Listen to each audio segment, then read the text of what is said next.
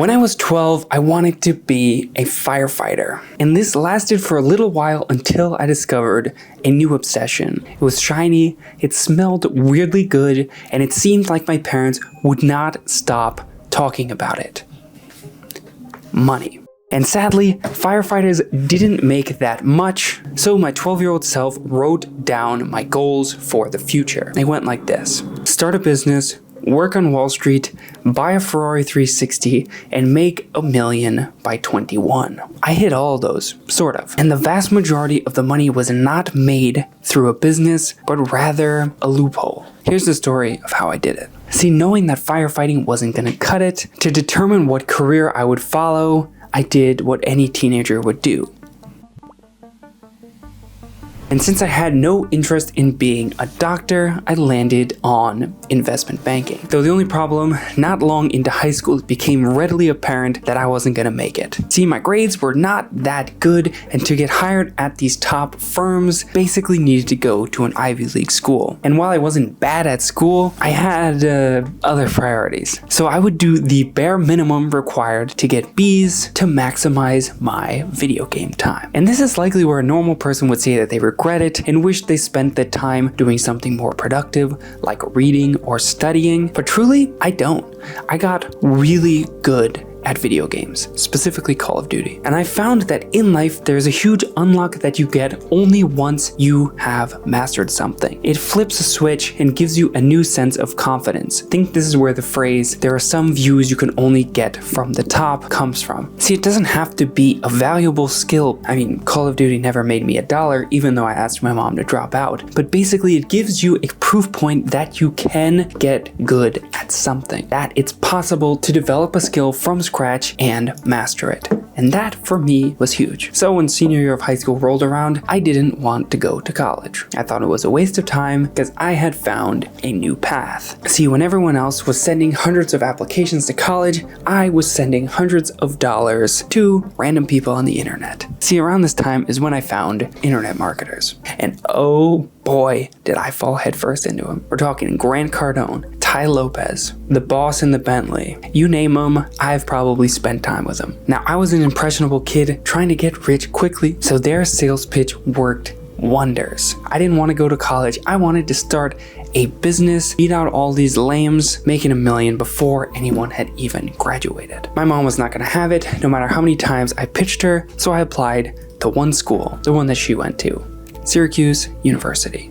And in the meantime, I was doing everything that I could to try to drop out. See, something that people don't tell you in high school is the amount of free time that you are about to have in college. Even if you're in a major like computer science, which I chose because it was one of the highest paying majors that I think I could make it through, I still had ample free time to test different business ideas. For instance, I tried flipping items on eBay, drop shipping, drop servicing, blogging, Instagram theme pages, day trading, affiliate marketing, and then the big one, Amazon FBA. See, thanks to this guy, I found that you could put items up on Amazon, not hold any inventory, and have Amazon do all of the marketing and legwork to sell your product for you, all from the comfort of your home. It seemed like the perfect setup. So the item I chose after a few weeks of research was bamboo toothbrushes. I honed my artistic genes, made this terrific packaging, found a supplier, and then bought a test run of 1,000 products. And after months of work doing keyword optimization, taking product photos, it was ready for launch. I had millions on my mind, and this was the moment that it was all gonna pay off. First week, I sold 8 units, and 4 of those were my mom. And I would love to say that this was a point where I doubled down, optimized the keywords, perfected the marketing, and it took off.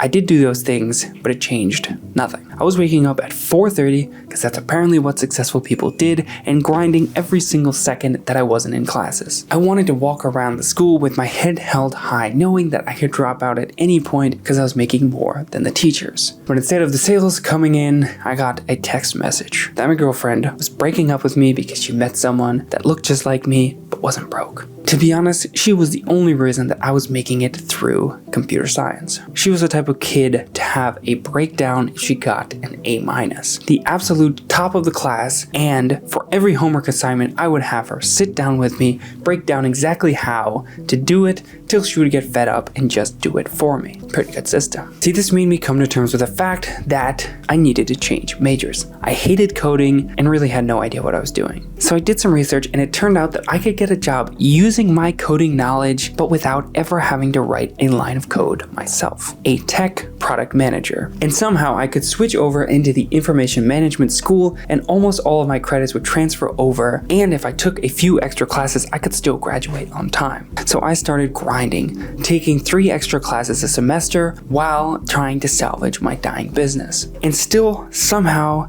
keeping the most important part of my routine. See, part of me knew that entrepreneurship was going to take years, if not decades, to work out, so I was going to need a normal job. I'm not the smartest, but I understood how the system worked. And if I graduated college with no real work experience, nobody was gonna hire me. See, I'd seen the memes about entry-level jobs requiring 2 to 3 years of work experience. So I made sure that every summer I had an internship lined up, and my daily routine was applying to jobs. Even if only one, I made sure to do it on a daily basis. And all that effort paid off the summer before my senior year. Each time I got an internship, it was slightly better than the one before. And in my final summer, I got one with Bank of America, more specifically Merrill Lynch. And this, in a roundabout way, completed my childhood goal. It just wasn't in New York City, it was in central New Jersey. And this is where I got my first real taste of cubicle life. In all my previous internships, I'd be on the go, shadowing someone or doing something. And now I would be given an assignment, and then I would go to my 4x4 cube to do it for the rest of the day. And unsurprisingly, I was miserable. I remember vowing on the last day of that internship that somehow I would never step foot in a cubicle ever again, which I wasn't sure how it would be possible, because on that same day, I received an offer to come back to work for Merrill Lynch for a starting salary of $94,500. And somehow, my vow came true. I returned back to school and continued to sink more time and money into that dying business. March rolled around, and graduation was only 2 months away, and I had made 0 progress on the business. I was getting more sales, but they were costing more in advertisement than I was making from the actual sale. So it seemed like cubicle life was my destiny. And then I received an email. Apparently, there was a cough in the air, and we had to go home for a week.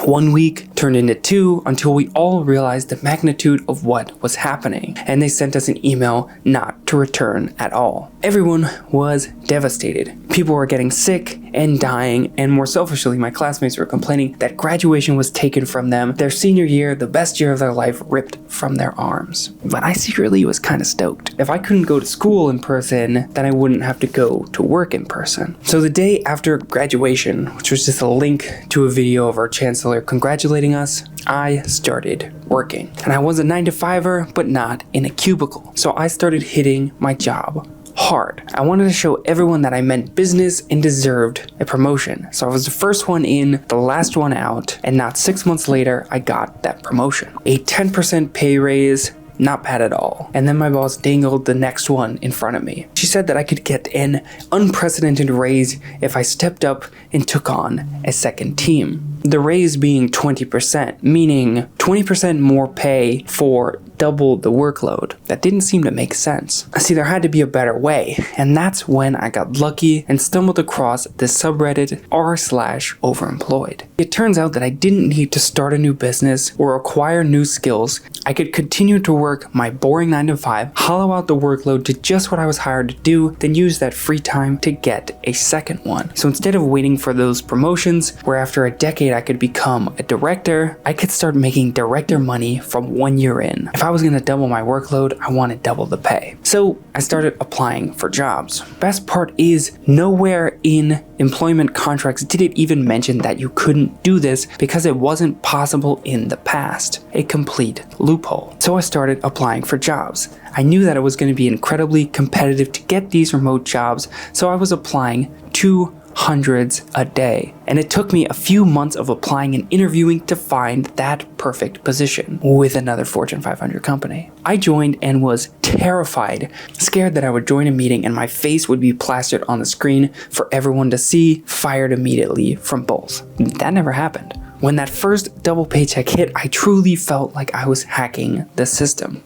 I was making more than my parents combined, and I was only 21. It went so smoothly that after 6 months, I decided to onboard a third job. But instead of applying myself, I had some extra cash after paying off my student debt and maxing out my investment accounts, so I hired a team of VAs to apply for me. And another job came swiftly afterward. And honestly, this is where I messed up. Should have just stuck with 2. I feel like I could have worked those 2 jobs forever, but onboarding the third increased the stress level of organizing my calendars and managing multiple meetings to the point where burnout was inevitable. I knew that I was working myself to the bone, so I needed a little encouragement, so I bought it.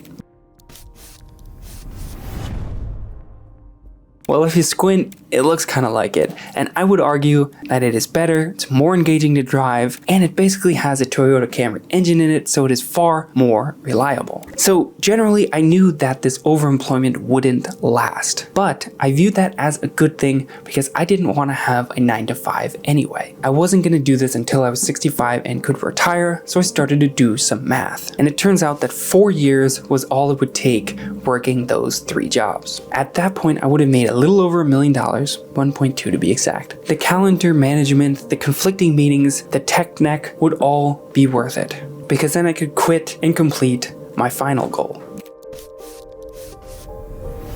See, there was one other thing on that list, and that was to make YouTube videos. Back then, I would run around the house with our flip video camera, shooting everything I could, from my newest builds on Midnight Club LA to Lego figures battling each other, dreaming about the day when I could post it on YouTube. Both of my parents are artists, and around this time, my mom gave me some advice that stuck with me. She saw my interest in video and said, "Wilson, don't be an artist. Make your money, then pursue your passion without having to worry about funding it." And now I feel like I have the freedom to finally tell my story. Here's to our childhood dreams. Thanks for watching.